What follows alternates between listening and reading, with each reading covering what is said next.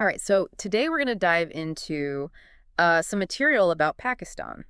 It's a country we see in the headlines, but Hmm. I think we've got some sources here that are going to give us, like a way deeper look than just the Oh, news. for sure. You really get a sense of just how multifaceted Pakistan is when you look at this material. Like, it's Yeah. not just one thing. You've got the landscapes, you've got all these different cultures, so much history. Yeah, and I think that's what we really want to try and pull out today in this deep dive. Like, what are the things that really define Pakistan? We're seeing stuff about its culture, its history going way back, and like this resilience of its people, which we'll definitely get into. Absolutely. So let's I guess start with like the ground itself, the land. Well, one of the first things that jumped out at me from these sources was how visually striking the geography is. Like, Hmm. you go from the Himalayas in the north, these towering mountains, Oh, wow. and Yeah. then you've got these huge sweeping deserts in Sindh. And then you hit the plains of Punjab, which are like incredibly fertile. Just picturing it is amazing. And with that kind of, I mean, just that much variety in the land itself, it makes sense that you'd have a ton of different kinds of people too. That makes total sense. And we're talking about over 220 million people. That's like the fifth biggest country in the world population-wise. It's mind-blowing. It is. And you can see that reflected in these distinct cultural hubs that the sources talk about. Like, Mhm. you've got Karachi, which is like this super bustling city. It's the financial heart of the country. Oh, wow. And then you've got somewhere like Gilgit-Baltistan, which Hmm. is totally different. There's all these serene valleys and incredible mountain scenery. Talk about contrasts. Yeah, you start to see that it's not just one Pakistan, it's all these different experiences. And then on top of that, you've got the languages. I mean, of course, there's Urdu, the national language. Right. But the sources highlight all these others: Punjabi, Sindhi, Pashto, Balochi. It's a lot. It's not just about speaking either. It's like each of these languages has, generations worth of stories and traditions woven into it. It adds so much richness to the culture. Totally. And speaking of richness, we got to talk about the food. The sources call Pakistani cuisine a feast for the senses, and I can see why. They mention all this stuff: biryani with all the spices, kebabs, gulab jamun. Food is such a great way to understand a culture, right? It tells you about their history, what kinds of ingredients they have, how they like to eat together. Yeah, it really gives you a feel for the place. But Right. all this diversity we've been talking about, it doesn't just come out of nowhere. There's a history here that goes back thousands of years. Right. And the sources really emphasize how important that history is. We're talking about a region that's been at the crossroads of civilizations for like forever. It's seen so much movement of people and ideas and trade. And I mean, going way back, you've got the Indus Valley civilization. Yeah. Like one of the world's first urban cultures was right there. It's incredible. Talk about a long history of humans doing amazing things. This Yeah. wasn't just some empty space. It was a place where civilization was flourishing. And then, I mean, jumping ahead quite a bit, you've got the Mughal Empire.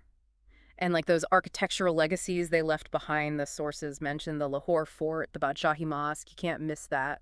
Those are more than just buildings. They represent this whole era of art and architecture and culture that's still so influential today. But modern Pakistan as a country is actually pretty recent, 1947, right? Right. And the sources don't shy away from the fact that it was born out of this really difficult and painful event, the partition of British India. Yeah, millions of people were displaced, and the effects are still felt today. It's something you really need to understand to grasp Pakistan's journey as a nation. Absolutely. And the material talks about all the challenges that Pakistan has dealt with since then: the political instability, the economic struggles, all those regional conflicts. It's a tough landscape to navigate. It really is. But seeing that makes the resilience of the Pakistani people even more impressive. Like, their warmth and hospitality and sheer determination really shines through in these stories. Yeah, and you see that in all sorts of ways. Sources talk about the farmers in Punjab, the tech entrepreneurs over in Lahore, and these activists in Karachi fighting for social justice. It's a nation that's not giving up. It's so easy to focus on the big dramatic events, but it's those everyday acts of courage, the dedication to building something better that's the real measure of a nation's spirit. And of course, you can't talk about Pakistani resilience without mentioning Malala Yousafzai. It's amazing how the sources highlight her story. This Nobel Prize winner who stood up for girls' education even after facing unimaginable danger. She's become like this global symbol. Malala's story really struck a chord worldwide. It speaks to that desire for progress and the courage to fight for what's right, even when it's incredibly hard. So we've covered a lot, the diversity, the history, the resilience. What about today? Where does Pakistan stand now, and what might the future hold? Well, the sources definitely acknowledge that there are still some big hurdles ahead. Climate change, economic inequality, the political situation. These are serious issues. They are. But there's also this strong sense of potential. You've got this young population full of energy and ideas, a tech sector that's starting to take off, and this rich cultural heritage that we've already talked about. Those are all huge pluses. There are even some specific initiatives mentioned, like the CPEC, the China-Pakistan Economic Corridor. That's a massive project, and it could have a really positive impact on infrastructure and the economy. And then you've got Pakistani artists, writers, filmmakers gaining more and more global recognition. That creative energy is undeniable, and it's going to play a huge role in shaping how Pakistan is seen in the world. It reminds you that there's so much more to Pakistan than just the political and economic side of things. There's this whole cultural dimension that deserves attention. So I guess a big question for our listeners is, why should you care about understanding Pakistan? Like, what makes this relevant to you? The sources are pretty clear on this. Pakistan's story is a lot more complex than the headlines often suggest. It's this intricate mix of history, culture, struggles, and triumphs. And if you really try to understand Pakistan, you'll get a better understanding of how the world works as a whole. The things Pakistan faces, they're not unique. They're reflected in so many other places. Totally. Looking at Pakistan can teach us so much about human resilience, about how much culture shapes us, and how crucial it is to be empathetic and understanding in a world that's often so quick to jump to conclusions. So as we wrap up this deep dive into Pakistan, I hope it's giving you a more well-rounded view of this incredible country. Thanks for joining us.